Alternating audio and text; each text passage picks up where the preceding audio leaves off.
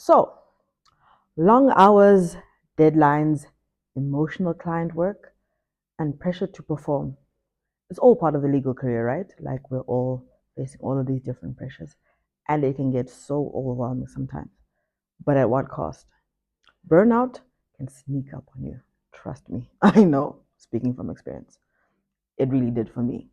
And today I'm going to be sharing how I managed to get out of that, but also how you can avoid burnout because I wouldn't wish this on anybody. Let's get into it and get comfortable. You're going to need a cup of coffee.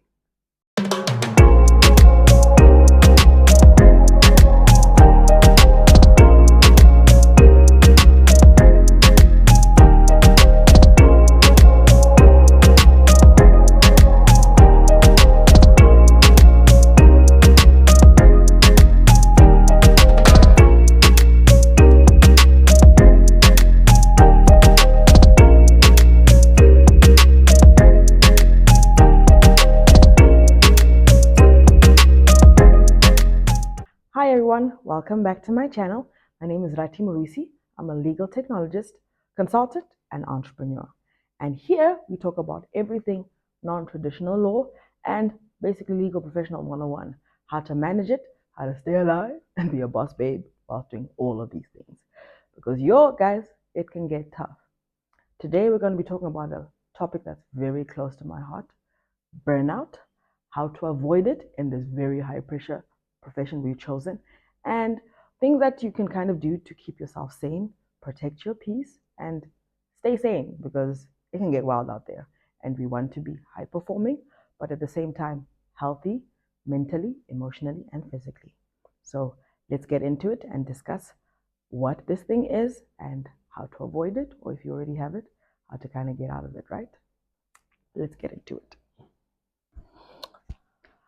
So, first of all, what is burnout? Like, what is the thing that people are always talking about, and how do you identify it, right?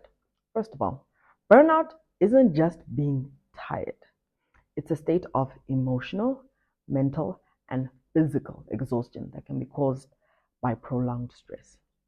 In the legal world, it could also look like constant irritability, feeling disconnected from your work, and just dreading Monday when it's a Sunday. Like you just don't want to go to work. Those are kind of signs, or that is what burnout is. Now, here are a few signs that show you that you might be heading towards burnout. Number one, you're always tired, even after you've had 10 hours of sleep, 5 hours of sleep, regardless of how much sleep or rest you get, you are still tired. That could be sign number one. Sign number two, you're feeling very detached from like work or anything that you do that's professional. Like you just can't motivate yourself no matter how interesting the case is or how badly you want to be motivated. It's just not working. Sign number three, you're constantly behind. Like you can't just catch up. Work just seems to be overwhelming you and it just becomes a bigger and bigger and bigger pile. And it just feels like you're never going to get out the hole. That could be a sign. And last but not least, you stopped celebrating like the small wins or the big wins, like anything. There's like nothing to look forward to.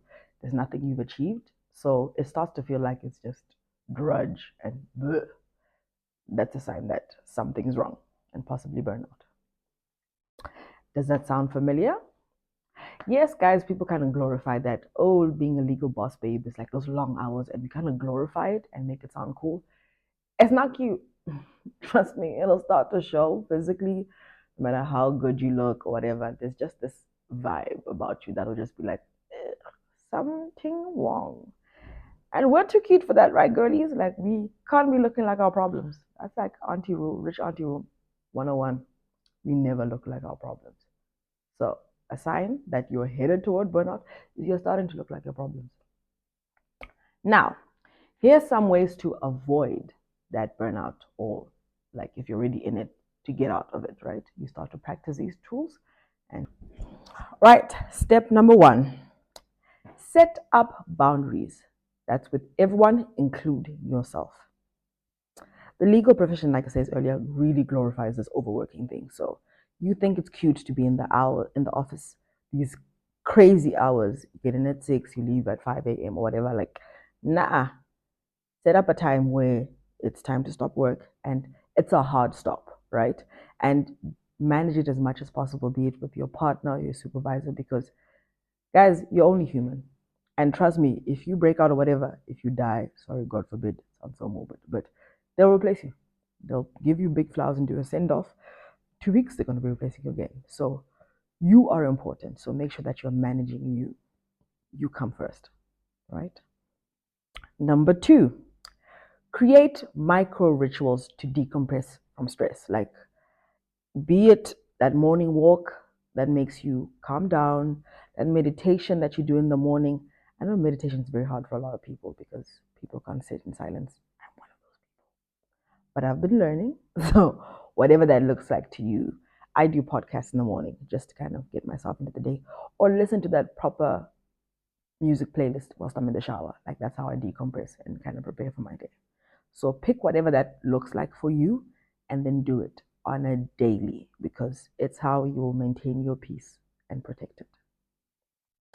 Number three, please delegate what you can. Guys, you're only human, and find a way to delegate the task, even if this means delegated to legal technology or a tool, because you will crash if you want to do everything yourself. You are not Superwoman. And being Superwoman is not cute because, like I said, it starts to show. And we're not here to look like our problems. So, delegate. Number four, normalize mental health breaks, right? I know mental health has become the new buzzword that everyone keeps talking about, and it kind of gives a negative connotation. And sometimes also, if you're a woman, people think if you have anxiety or you're depressed, or this whole angry black woman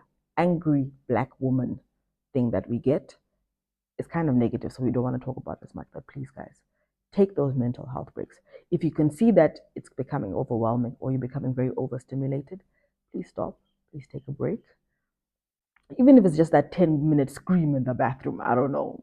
I used to go 10-minute scream in my car. It's very weird, but it helps. So whatever it is that is a mental health break for you, please take it and keep doing it so that you decompress, because that stress compounds. And if you don't do it, your body will do it for you by force. And it always picks a very inconvenient time to do it. So rather, you pick the time when it's convenient and you can manage it. And last but not least, reconnect with your why. And please do this frequently. Because if you continue to remember why you're doing something or why you are where you are at that moment, because not every time are you in a space where you want to be. Like, you might not be in your dream job, you might not be in your dream country or your dream house, but you just need to constantly remind yourself that you're doing this because you want to achieve this. You're doing this because you're not there, but you're getting there. You're taking small steps to be there. And even if you're not, constantly reconnecting with your why will always realign you with what you need to be doing. If you kind of slid off, which happens sometimes, it's okay. But if you're constantly reconnecting with your why, you'll realign, and you'll realign quicker so that you avoid these off the chart tangents that we sometimes take. And you'll save yourself a lot of stress. So please remember that. And a bonus tip for my remote workers, like lawyers and consultants: please remember, working remotely does not mean you are constantly available to your client. This is something I really suffered with when I was working with the Americans. You need to remember you have different time zones, you have different schedules. Know when your hard stop is. That means you switch off your computer, and please don't open it again. That does not mean move from your computer to your phone, because smartphones are really mini computers anyways. So remember when your hard stop is and respect that, because it's for you to have your me time to recover, because you're only supposed to work a certain amount of time a day. Rest, it's important, or else you won't be working at your peak, which means your clients are not getting the best version of you, which they need to get the best service and pay top dollar for that, right? So my personal routine in kind of getting out of burnout and staying out of burnout. Number one, I batch content create and batch work. So I work in blocks.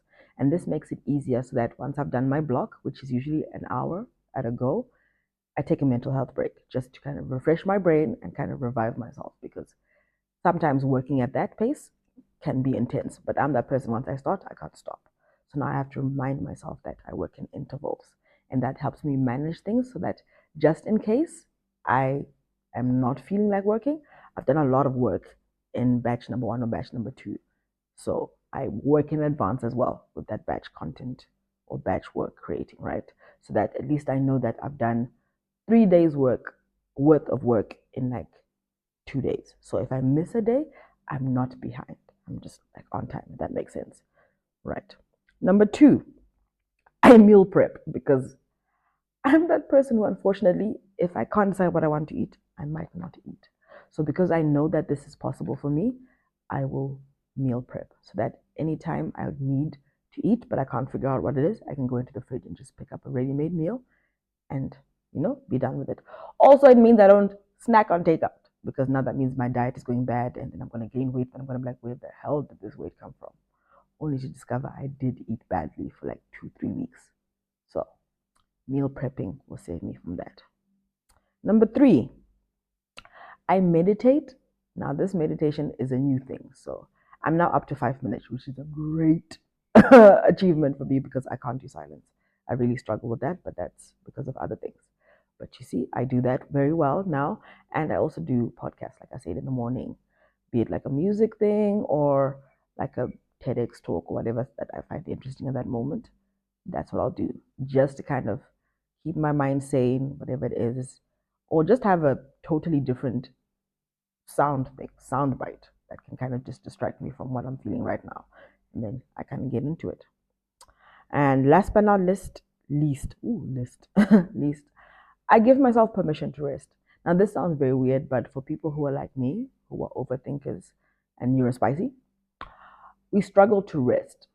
So I give myself permission to rest and actually take that rest, which more maybe sometimes includes switching off my phone and like detaching from everyone just for like an hour or two, sometimes days, which is usually like a Saturday or a Sunday, just so that I can breathe and relax. Because if my phone is on, people are trying to call me, or I can get emails from clients and it just will get me back to work. So I give myself permission to do that at least one day a week so that I can actually rest, and do that. So now tell me, what helps you manage your tiredness, overwhelming stress, overstimulation? Let's comment down below and create a community where we can talk about these things because, above all, a lot of people are suffering in silence. And I believe community sometimes helps because all it takes is someone holding space for you and kind of listening to you. It's not always about giving you advice and telling you what to do. Sometimes it's just being there and holding space for you. So just know I'm here holding space for you if that is you.